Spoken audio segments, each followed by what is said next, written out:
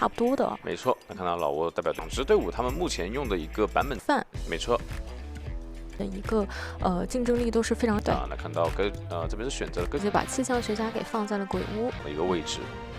然后看到古董商这边是带双弹飞轮，但是并没有牵制的一个空间啊。这边起追也是果然找气象学家了。对，但是究竟要不要真正的去追击，也是要看一下啊。气象学家也是进入到了一个废墟区域，这个强风躲掉了，那这里是进不到板区了。因为刚刚如果强风命中的话，它是可以很安全的轉进來的。對的，這邊看得出來暗影之月的一個熟練度非常高。對，我覺得稍微踩一下板，因為已經是有點把氣象學家給架到了廢墟這樣的一個位置了。沒錯。那這邊一個影子回數看一下，稍微已經貼近了。是卡到 CD 了，那這樣子可能第二道的一個時間就會比較慢一些了。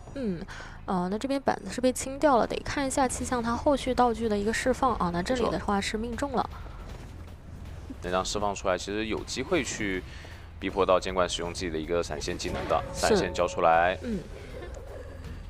那也是看一下，因為氣象學家手裡剛剛的一個飛輪效應沒有太多的機會去釋放，那這樣整體擊倒的一個時間是2台半多一些。沒錯，就整體來說，我覺得是比較優秀的一個牽制了。是的，對吧？可以讓監管這邊選擇交技能，然後包括自己的一個飛輪效應，以及還有氣象品的話，還有餘量。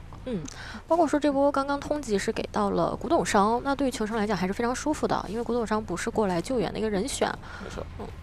這邊的話，守墓也是第一時間趕過來。一個震顫，直接是完成了一個無傷的救援，所以說這裡也是幫忙扛到了傷害。那這樣子的話，隱月是斷了，所以說這邊要等一個 CD，然後再趕過來，手上是有氣象品的，看一下這邊怎麼去選擇。一個蓋板是命中到監管者。是的，這個博弈，而且他其實跟隊友溝通好了，是本來就是想套着化險為夷，把這樣的一台密碼機給點亮。是的，而且這邊還有一個2次牽制空間，手上有飛輪的，這邊再博一個板子。看這邊的隱月給到機會了，稍微又短了一點點啊。對，但是這邊氣象品是沒有選擇交出來。但我覺得對於氣象來講，這一波2次牽制還是非常成功了。一是幫忙把隊友的一個密碼機給補上了，其次隊友的一個狀態都已經調好了。是的。整體拖的一個時間很充足嘛。對。那包括外圍密碼機的一個進度的話，我們能注意到也是非常充足的一個餘量了。那就看一下說，能不能起到一個比較好的3次牽制的機會了？這一波的話，通緝又給到了守墓，但很明顯這來救人的是園丁啊，所以說他貼到椅子附近還是沒有任何問題的。這裡只要保證不要2個人都倒地就可以。對的。那這個位置交出陳雲，也是來到新的一個板區。對，我這邊的話板區是比較長的。對。能看得出來 ，SST 它的一個暗影之月的熟練度也非常高嘛，就一會就跟上了這個距離。那這樣的話，把氣象淘汰以後，其實對於監管來講，能去控的密碼機並不是特別多了，因為2台都是已經60多的進度了。那對球員方來說的話，我覺得這局還是比較偏保穩的，他們並沒有說第一時間去破譯密碼機，反而是想去看能不能調整一下狀態，然後讓監管這邊斷一下節奏。那對於監管來講，他是剛剛有通緝到守墓人那個位置啊，所以說直接進入到金江屋廢墟來進行追擊。那球商這邊也是把園丁的狀態給調好了。對的。你看一下守墓人這邊的一個牽制方向的話，也是往起點去牽制，不干擾外圍的一個密碼機進度。是的，其實他手裡還會有一個鏟子啊，而且這邊隱月是有點進入到 CD 了。那吃一刀之後，如果下鏟還是能夠穩定牽制的。對的。主要還是外圍都是滿狀態啊。其實對於 SST 來講，就算我現在切了技能去管密碼機，也不一定能把他們壓在那台比較多的進度的地方。就求生者他們的一個思路很穩健，就是說我盡可能不給到你一個控場機會。是的。對吧？然後讓守墓人這邊比較多道具的去跟你進行牽制。現在是一個滑梯上的博弈。沒錯，但自己的暗影之月是斷掉了，所以說又要等 CD。那感覺這樣子的一個時間點的話，反而是被球員方這邊拖出了很多節奏。是，而且你現在想要去管密碼機的話，隊友這邊是有一個即時爆點的，所以說，球商也會及時拉開。沒錯。那這邊是選擇起一個護盾，但這個點位的話要轉出去比較困難了。而且古董商那裡已經是重新去起一台密碼機了。現在對於 SST 來講，他不太敢放心的離開金教屋的一個位置，畢竟這裡面的這台已經74的一個進度了。對的。還是比較多的。想選擇去找一下守墓人，但其實守墓人的话，并没有在鬼版废墟的一个位置去補充道具啊，在起點站附近，這邊耳鳴響起，看一下能否找到。他是摸了一手魔術棒的。對。這邊的話，感覺是漏碎片啦，一個砸板命中。是的，那這裡的話是給自己拖了比較長的一個時間，因為這把求生者真的非常非常穩，好穩，對，又把狀態補好了。因為我覺得也確實是非常合理啊，畢竟你這邊手裡的技能沒有交過嘛。是的。就不會讓說隊友有一個半狀態救援的一個情況出現。對，以及說半狀態就破譯進度比較多的密碼機，萬一被這邊傳送給壓到，也不是很好打。對。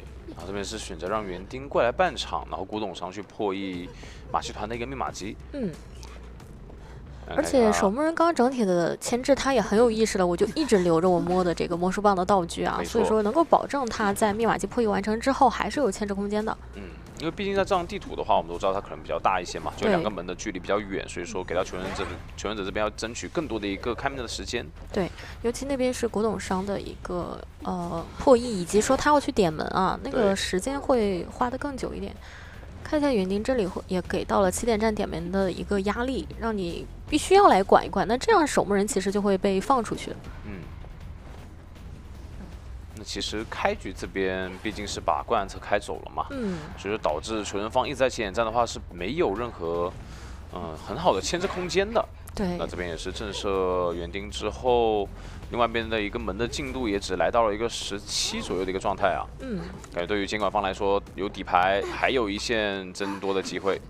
那現在對於求生來講是最好中間看要不要去卡一位求生，先保證走一個啊。對的，對，因為傳送了門的話，因為是古董商，所以說實在比較難去點開。對，但其實整個陣容裡面的話，古董商目前是最能扛壓的嘛。是的，那這波確實是沒有讓 SST 得逞啊，他本來是想傳送過來，我快速擊倒以後再回去管一下椅子上的人。對。但現在他有點回不去了，只能去針對這個終點站的人了。沒錯，這邊也是在博弈這邊的一個機關槍，但還是被命中了。是的，這邊沒有辦法進行攻擊，但這裡的話已經足夠，這邊守墓人把園丁救起來，然後兩個人一起點起點就可以了。沒錯。對。這邊趕過去的距離的話有點不夠。是，起點本身有一點點的進度啊，對，以及說剛剛那個狂歡之椅離起點的門是非常近的。沒錯，已經點上了，就看這邊的一個隱躍的速度了。對，隱躍的速度了，熟練度夠不夠？看這裡，只要不斷的話，感覺是有一點點機會啊，但是門的進度還是比較多了，80多了，應該是來不太及了。園丁這邊起盾的話，想幫守墓人去扛刀，確實也是剛剛好的一個時間。對。哇，那這樣子也能看到求生方確實在這樣地圖，他們我覺得研究還是比較透徹的嘛。就像他們中期的一些補狀態，一個是71秒，那包括說，然後其餘的3位角色的話，你像以後一直去干擾，對，它是單化纖維，是的，它可能牽制起來的話會有一定壓力。果然這邊也是起最末50了。對，就覺得你整體的一個變身速度可能會逼於我的一個壓迫，會消耗比較快啊。是的，那這邊貼近身位只能選擇再次變身。對，這邊基本上都是一個平地變身。但其實你會約等於說監管這邊已經拿到一個狀態了。是的，那這邊的話最後是扛到了，但是仍然第3段變身交是非常快的，詩句也交了。那對於監管來講，我只要等你這一波的一個變身結束就可以了。對的，那你又沒有反彈，協調反射啊，直接擊倒，非常快速，35秒的一個時間。對，而且這個陣容上來講的話，已經少了一個化纖維儀了。對，然後包括這邊失常的話，剛好是可以銜接到結石這邊的一個密碼機的。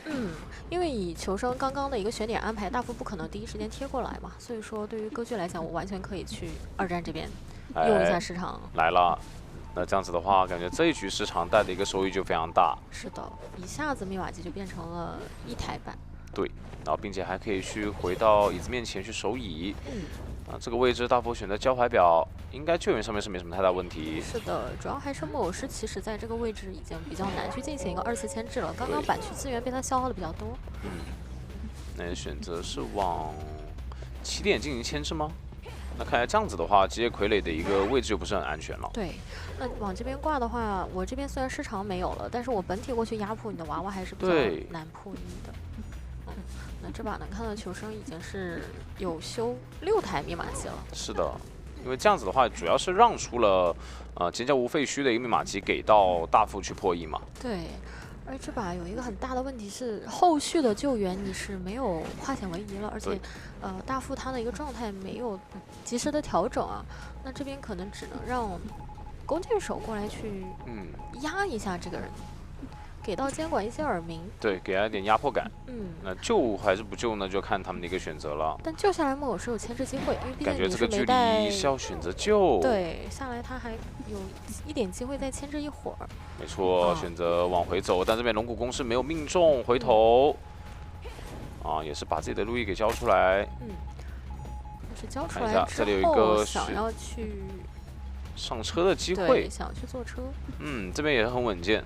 那其實是起到了一個二次牽制的說法在的。是的，因為還是因為你這波是沒有化險為的救援嘛。對。但是這邊市場再也讓監管這邊也再把市場給順便用出來了。對的。而且我用完市場以後呢，你還是會被我架在3站那個位置。沒錯，還選擇一個倒地，而且臉上的話會有一個接屍的存在。對，其實這一把機械傀儡它整體的破譯非常難受，它是從2站被趕到了橋上，但2台密碼機都是被市場給踹過的。就感覺到這一局的求生者反而是在見招拆招。對吧？他們看你監管者怎麼去選擇，怎麼去打，然後之後我們再去做調整。但反而是讓自己的一個密碼機的分布變得非常的有點混亂了。對，現在是實在太零散了，而且外面半狀態的人比較多啊，像這個大副以及弓箭手，那这裡已經找到了。是的，還後撤躲一下你這邊的一個。對，飛輪在躲，看龍骨弓的一個搭配，成功眩暈。但這邊的道具也是真空期比較久的嘛，就看一下短板的一個博弈了。板區的話，其實馬上就要被消耗完了。但有機會把他的一個道具給對後撤給等出來，拖出來。帶一個砸板，非常精彩。砸板博弈。對。那這樣子再趕過來，其實外圍的密碼機拖的還是比較多的，龍骨弓補上，那前面的話還會遭受到一次眩暈。對，但這一次的話是真的把所有的道具給消耗完了。對的，但回數的話也同樣給到了弓箭手這邊進入板區的一個機會。是的。前面一個大空地已經沒有飛輪情況下是要倒地了。沒錯。我們看到球城外面的密碼機可以相當於是有一個4台的一個破譯，那個99是壓着的。但主要現在面臨的一個問題就是你這邊大副是一個半狀態嘛，然後選擇一手底牌傳送下來，大副這裡能扛住壓力嗎？腳踝可以扛住，但是他發現了機械師的一個位置，那證明2個人都在這，椅子上的人我不用守了。沒錯，雪刀騙飛輪，但還是沒有命中。不可能卡板就到了。那手上的話還有回數，看一下回數要不要選擇去找大副？沒有，繼續追擊接屍。他覺得我要把你這邊給壓在這邊更多的遺產，因為我就算現在把你掛上，可能你那邊人還沒有扯下來呢。就想打一個球員方的一個疲於奔命。是的，這邊也是在搖擺猶豫一下，看下大副這邊救不救援。如果說救援的話，再選擇去把接屍放上狂歡之翼。那同時他也是拖一下自己的一個傳送技能吧。那臉上確實是有一台，進度非常多的一個密碼機。沒錯。現在再去攔，仍然對於球生來講是個難題。大家都是一個半狀態，以及都沒有道具，誰都救不了這個機械師。對的。對。而且這個半場的話，其實橋上是非常容易看得到對面的一個求生者的位置。視野還是非常開闊的，以及 FAM 這邊的一個。已經找到主機了。對，排人壓迫感很強，讓這邊求生者有點沒有地方躲藏啊。對的。雪刀是，但另外一邊其實就算弓箭手去救機械，他也會是一個過半的狀態。對，現在就還是面臨一個疲於奔命的問題嘛，就是你可能永遠沒有時間去調整狀態以及破譯密碼機，也沒有時間修。對，只能一味的去趕距離去救援。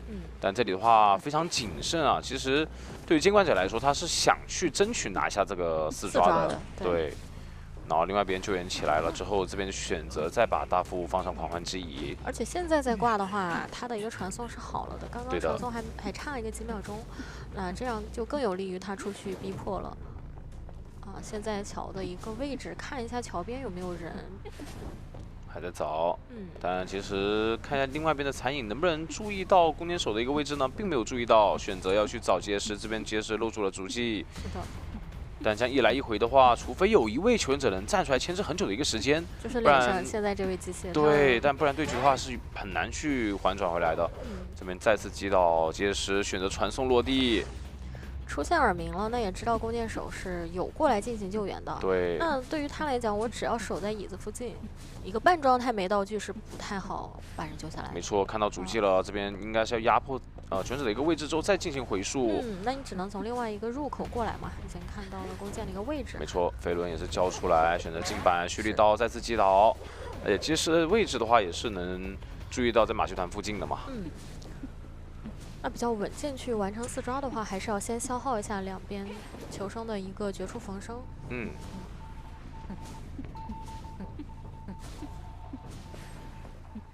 那就再回來一下，因為現在對於FAM 來講，他是不着急的，密碼機已經是肯定不夠了。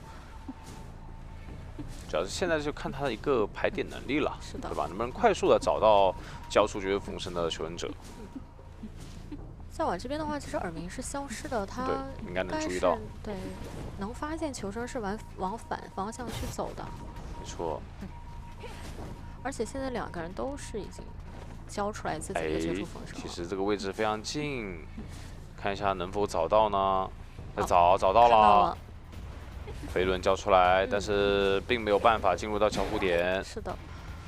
那得看弓箭手那邊能不能補充一些比較有用的道具啊。對。因為機械它整體的一個倒地淘汰進度已經即將過半了。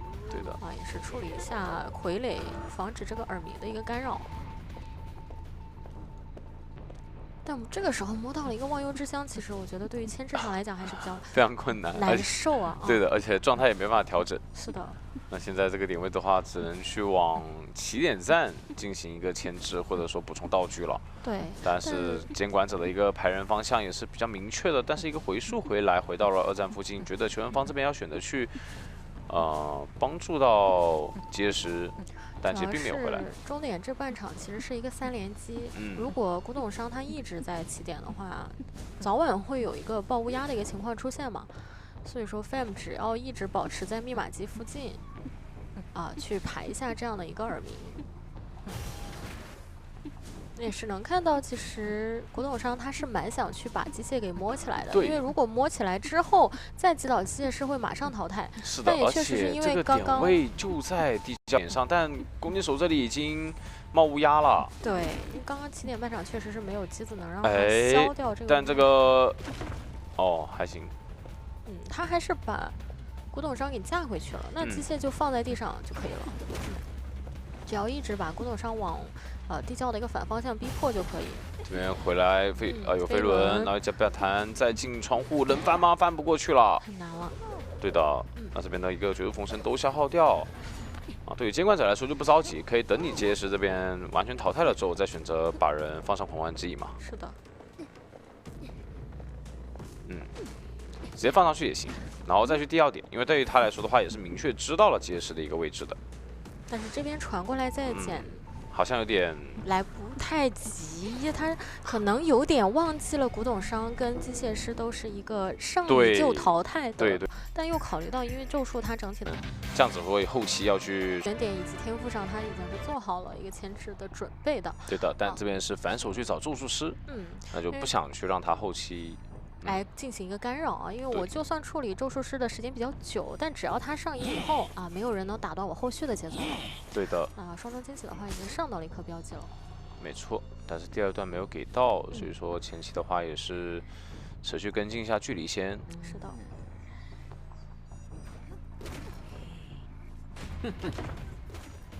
那這裡拉近身位，再給上一個雙裝驚喜，也就差最後一個粘土標記了。但雙裝驚喜的一個時間還在啊。對的，給到了。這邊氣囊的話是補足了一下距離。但對於喧囂來說是有移形在手上的，選擇交移形把人給架回。對。也能看到一鳥是在盯的一個狀態啊。沒錯。時間可能盯的會比較久，因為喧囂本身造成擊倒時間會比較久啊。對的。看要不要直接就。因為我覺得喧囂也是有在意的去省下自己的一個雙重驚喜的。然後在命中了一個驚嚇標記之後，再選擇交雙重驚喜，但這個位置咒術左衛非常的靈巧，並沒有給到。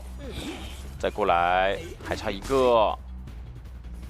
但現在對於喧囂來講，他的一個繞場謝幕以及說雙雙驚喜都在。對的，飛輪在清掉自己的一個驚嚇標記。主要是你跟咒術師去拖時间的話，它的一個猿猴咒像是在增長的。是的。那你這邊，這個雙重驚喜的位置沒有完全架住板區啊。那對於咒術來講，我不用去翻板啊。所以說這一波其實跟先知這個配合，最終起到了一個效果還是非常好的。如果不是那只一鳥的話，可能那個時候就倒地了。是的，而且你現在移形交了，对於球员方來說的話，我可以很好的去使用去觀眾效應的一些細節嘛。對。包括這邊火災調查員的話，也可以趕往第一時間去救援。那看一下前期的牽制時間來看的話是非常充足的。对。選擇讓大副來救。那現在就要看一下喧囂能不能夠去打到一些雙倒啊，但可惜大副那邊是一個無傷救啊，身上的標記也非常少，所以說。沒有太多機會，那這樣對於 SST 來講，它的節奏是比較差的。沒錯，那這邊的話也是選擇倒回2樓角落的一個位置，這樣子也是讓監管者掛的比較久一些。是的。我們看到整體的密碼機也是來到了最後2個小半台了，對吧？那應該壓的就是火災調查員那一台，他救完人自己開。那大副跟先知已經在破譯的一個過程中了，只要他倆的密碼技能夠就可以了。對的，而且這一局咒術還是攜帶了回光返照的，所以整體來說对於喧囂局勢有點不可控了。現在，看這邊選擇交氣囊，看能不能提前選擇交飛輪。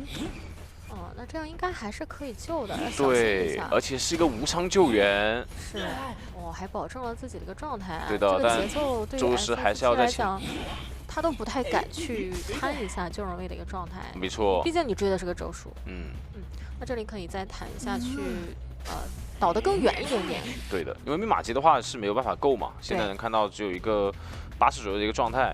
但這一局的話，我們要注意一個點，就是喧囂是沒有攜帶挽留的，對吧？那開門戰的話，其實球員方這邊是3個比較健康的一個狀態，而且大家的一個道具其實像大副那邊也是比較充裕，他完全可以去卡一下中場。但這邊的話，因為你是第一時間傳送過來，所以說他也是為了保證自己的狀態，先把懷表給交出去了。對的。但是手上道具還是比較充足，那也能知道你這邊交了底牌之後，你是沒有攜帶挽留，所以球員方這邊選擇的是直接新開一台。然後讓大副跟火災調查員拉扯這一台就可以了，因為畢竟89的一個進度，對於 SST 來講，他要麼把人秒在這兒，不然的話他不敢升追的非常遠。沒錯。對，所以說可能拿到一段傷害以後，他就只能被迫在這邊去排一下有沒有人找人。對，是的，因為這邊進度太多了。如果說我稍微的放鬆警惕的話，其實我傳送交了之後，我後期沒有技能，我更加難以在開門戰去爭取更多的機會嘛。對，像89的一個進度，你給到球商4、5秒的時間就給你壓好了。對的，但現在問題就在於說，剩下的求生者的話，只有大副有攜帶回光返照了，其他求生者都沒有，所以盡可能還是不要給到一個上癮機會。對。那對於先知來講，我覺得他是有機會看能不能把一鳥給吸出來。你看這邊的走位非常秀啊，是躲掉了剛剛的第一波雙人驚喜。是的。對。那密碼機肯定是能夠的，就看他。還是命中了，空中飛人過來再補上。哎，飛輪騙出來再進行擊倒。是的。那這樣子，其實自己手上的一個傳送的 CD 的話是馬上能等好的，而且門是剛貼上。主要現在火災是沒有氣囊的，以及大副也沒有道具，對，但是他一個排點的方向感覺還是有點。他想先優先排一下這個門，那如果你沒帶挽留的話，就算現在傳過去，門只要開了，兩個人是可以走的，因為沒有半狀態。極限能攔住，但是呢，還是能出去。對，你傳的時候門已經開的話，就攔不住了。對的，那這樣子的話，其實在第二回合上半回合，越南代表隊這邊又再次進行了一個保平。是，那被求生者這邊給牽制了太久的時候啊，因為畢竟這個陣容，我覺得不拿跛腳，那對於跛腳來說也沒關係的。靈柩反生的一個戰術吧。最好的情況是氣象學家是往回去牽制，不影響中場的密碼機。這裡的話，蓋板。對，他確實是往回牽制。對，他得往回牽制，他得往回牽制的話，才不會影響到中場以及入殮室的一個破譯進度的密碼機。是的，不然整體的密碼機進度會是慢太多了。啊，這邊把氣象給騙下來了。對，但前面的位置騙到一個強風推開，但氣象學家的一個風推的距離的話，還是有跛腳拿刀的機會，但同樣卡住了位置，沒有轉過來。還是因為板子已經下掉了。對的。這邊的話。出刀會稍微急了一點，這個籠子可能也會被廢掉。哦，感覺這兩個圍龍全憑走位去廢掉了，而且強風再次推開，有機會嗎？看一下手上這邊有攜帶一手飛輪的，但是飛輪沒有交好。是的，不過前期也是耗費掉了3個圍龍，接下來應該是第4個圍龍了。對於跛腳羊的願力消耗還是比較多的。沒錯。那这裡就比較難去卡了，因為板區是相對來講少一點點啊。畢竟還是有一個氣象屏的存在嘛。哇，一個板間博弈蓋板成功。感覺這個籠子又要廢掉了。是的，但不敢猜了。但手上戴了首飾，還是結束了。對，籠子還是掉了。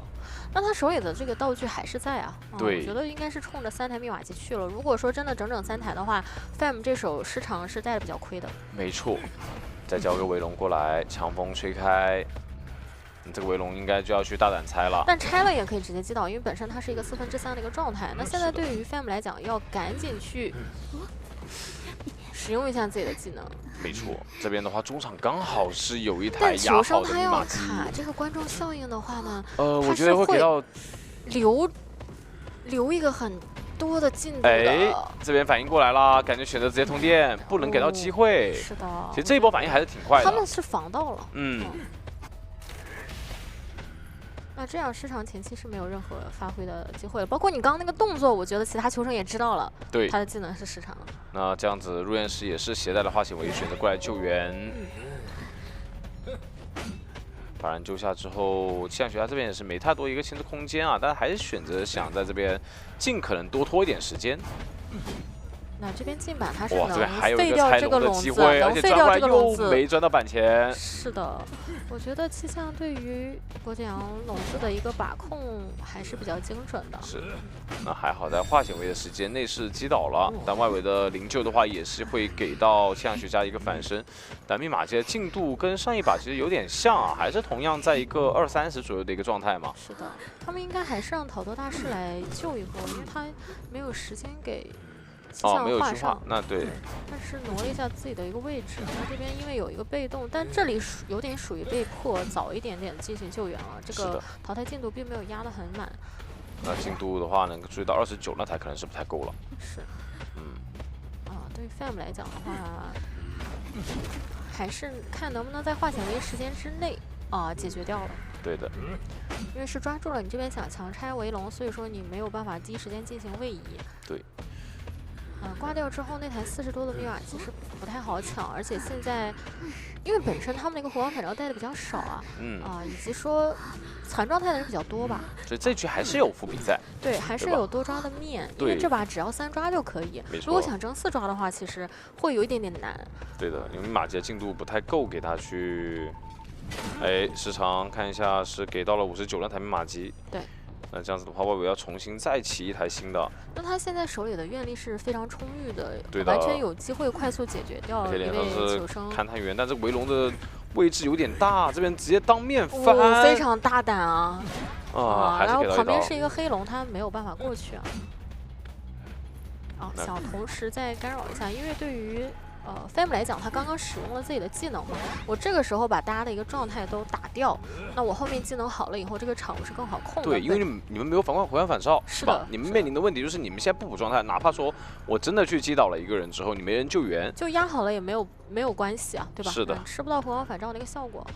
這邊發現了2個想要補狀態的人了。這個掉頭回來非常的靈敏，看一下這邊。討鬥大師鑽過去是個黑龍。那這現在機會點就來了，因為你們整體的密碼機進度不夠，而且位置是在這個地圖的一條線上，對對对，然後你們都還是個殘狀態，沒有辦法救援。而且掛到入殮師這邊的一殘密碼機了，然後勘探員這邊要去修新的話，其實距離也很遠。他有點來不及，如果等他修開一整台的話，入殮師這邊可能早就已經倒地了。選擇把自己換走。但其實還是在博教養的一個可控範圍之內，沒錯，我只要輻射到這台密碼機就可以了。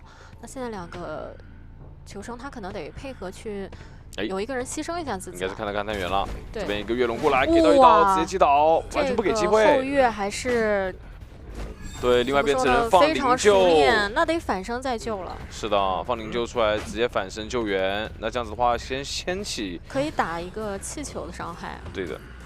先牽起勘探員，打氣球傷害，就算你救下來這個人還是有可能繼續進入到一個上椅的節奏啊。是的，已經打了非常多椅子了，但是沒有打到入殮師，就再把勘探給掛上但你剛剛使用過靈柩救人，現在就沒有辦法了。沒錯，現在應該是把所有人都給限制在這台狂歡之椅的附近。桃子大師是淘汰的状态，我直接把它挂上就可以了。对的。那现在先完成自己的一个比分任務嘛。对，只要把入殓師給掛上就可以啊。但可能對於他來講，首先我有機會切一個傳送回來管這台密碼機，所以說他還是想再去追一下。對，完全不着急。那這樣子的話，一個圍龍過來再次擊倒了勘探員，然後選擇移形回去臉上。入殮室的位置的話也是了如指掌了。看一下這邊，主要入殮它是一個彈射的天賦啊，那這邊蹭完反彈以後還是會架在這個位置。對，主要就面臨那個問題，黑龍是沒辦法鑽的。這個位置一放就是黑龍。對，你只能猜。那這樣子的話，其實給到薄小羊他一個追擊空間就很大。對。選擇上2樓的點位。磁鐵的話是吸附在了監管身上的。就看一下。能拖多長的一個時間？哎，但是轉不過去。這個籠子過來還是有刀，還是倒了，對。而且兩個人的位置非常近啊。而且這一局的話，對於純方來說，可能走一個不夠。對，走一個不夠了，對整個大場的比分是不太夠的。對。你看啊，這邊選擇找到了入殮師。能看到這把地窖的位置也是非常非常遠的。哎，最終監管方這邊拿下了一個4抓。那也是牽制了121秒的。對於他來說，就可能是長教訓。